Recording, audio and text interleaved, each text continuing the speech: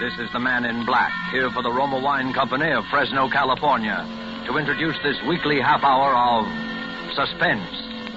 Tonight from Hollywood, Roma Wines bring you Joseph Cotten in a suspense play called Sneak Preview, which tells of a rather remarkable adventure experienced by that noted director of screen thrillers, Frank Henderson.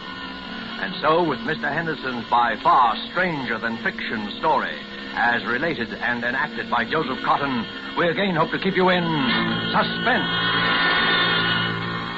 Go ahead, please, Mr. Henderson. This all began, you say, 2 weeks ago? Yes, that's right. I just finished the final cutting and dubbing on my newest picture, Escape to Destiny. Think you'll like it, by the way. Lou Ellis Yes, go on. Well, I took the film east with me, and the first day I got there, we ran it in the projection room for a few of the boys in the New York office. They seemed to like it pretty well. Now that it's all over, and we're safe. Yes? Well, there's one thing that still worries me. What's that? It's Ruth. Will you marry me? Darling, that's the one thing I've known the answer to from the very beginning.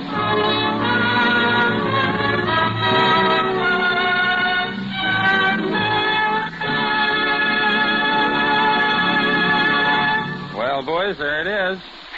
Frank, it is but terrific. It's the best picture you've ever made. Oh, it's great. Great. Hitchcock will absolutely quit. No kidding. You really think so? I do, Frank, honestly. I think it even tops Perilous Journey. Definitely. And it's solid box office, Frank. Solid. Well, it's all yours, boys. I can't think of anything more to do to it. We might lighten the music a little under that scene in the wine cellars. I'll get it. Hello? Who? What does he want? Okay, put him on. Hello? Yes, this is Frank Henderson. Who? I don't think I know any Captain McNeil. Oh, well, may I ask why the chief of the Security Bureau wants to... I hope there's nothing wrong. I see. All right, I'll be there. Who was it, Frank? Somebody at police headquarters. Police headquarters? What do you want? That's what I'd like to know.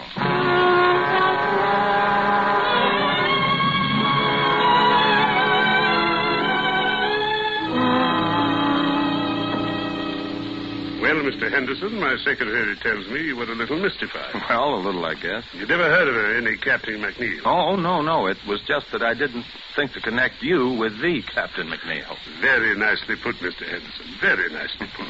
But you don't need to explain. There aren't so many people as you'd think who'd ever heard of any Captain McNeil. An undercover agent isn't very much good if everybody knows him. No, I guess not. Mr. Henderson, when I heard you were going to be in New York, I just couldn't resist meeting you.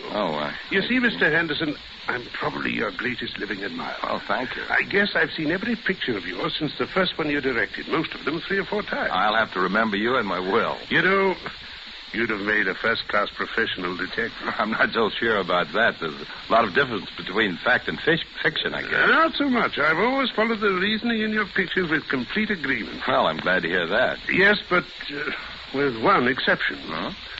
What was that? I couldn't go along with you there. It was in your 5th picture, Murder in the Morning. You remember near the end of the picture where the killer has the detective and his pal at gunpoint in an empty room? I remember. The friend is allowed to leave. He's helpless anyway, unless... And here was the point. Unless the detective is able to get over certain vital information to the friend in the presence of the killer, but without his knowledge. You remember? Sure. And when the friend is leaving, the detective hands him his hat. Oh? And inside the hat band, he slipped a piece of paper with the information on it. Is that what you mean? Exactly. And that's where I disagree. Although I realize it probably wasn't your fault. Probably the writer or the producer. Oh, no. As a matter of fact, that was my own idea. It's too simple, too unimaginative, if you'll forgive me the word. No intelligent criminal would allow a thing like that to happen right under his nose. But the way the thing was done, I thought... Even so, how is the friend to know that this paper is under his hatband? Oh, well, you see... It isn't something you're likely to notice. You don't look under your hatband every time you put on your hat. I know, but it's far too fetched. It's not true to life. It's fiction. Excuse me a moment. Hello? Yes? Yes, I see. I'll be down in just a few minutes. pardon the interruption. Oh, not at all, Captain. I really ought to be going. I've kept you too long now. Mr. Henderson, I wonder if you're interested in real crime. Real crime? Have you ever seen an actual murderer? Well, you do make me feel like an amateur now. No, to tell you the truth, I never have. Come on, then. It might give you an idea. It's down the hall. As a matter of fact, I've never seen this particular murderer myself. But you know he is a murderer? Sure. Not much like a character in one of your pictures, though. Nothing romantic or exciting. Was he clever? Oh, yes, indeed. His career has been 20 years. There's never been enough evidence to convict him. There isn't even a photograph of him. Here we are. But if you don't know any more than that, what charge are you holding him on? Charge? You don't need any charge when you hold him here. There he is. Oh, dead. Dead, at last. How did he die? Shot in the back. We found him in Central Park. Well, there you are. Gregory Sarko. Murderer, spy, drug addict, and about everything else in the book. Know who killed him? Who knows? Who cares? There are plenty of people who would have been happy to do it if they dared.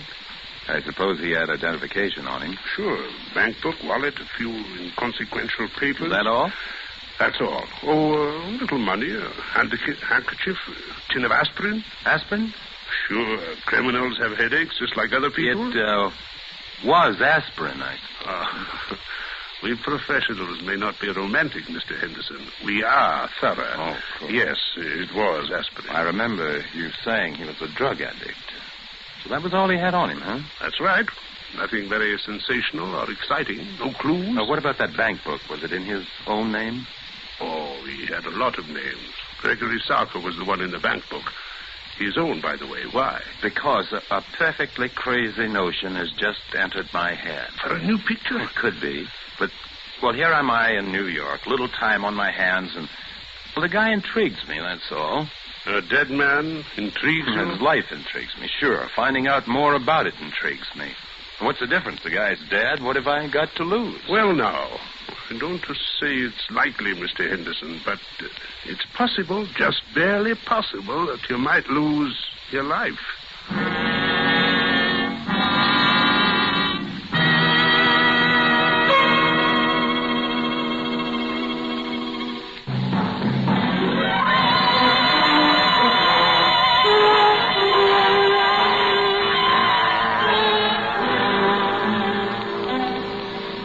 I'm not an adventurous or even a particularly courageous man, and yet suddenly I found myself engaged in what might possibly, as the captain had said, be a fairly dangerous occupation.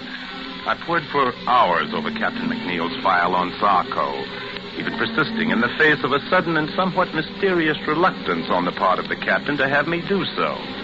The next thing I did was to inquire at the bank, which had issued Sarko's bank book, and found out exactly nothing.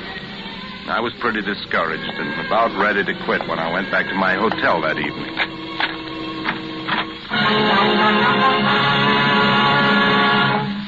Would you mind closing the door, please?